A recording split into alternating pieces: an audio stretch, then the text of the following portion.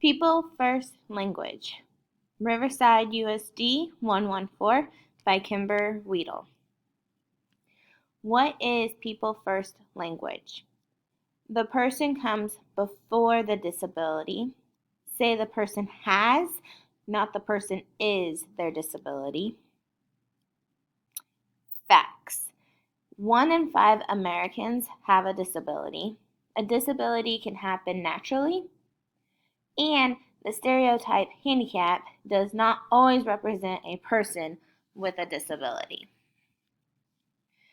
Languages in our building. These are the languages we should be using versus what we should not be using.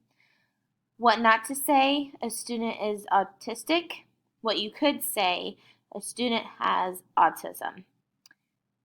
Student is blind. What you could say is student has a vision impairment.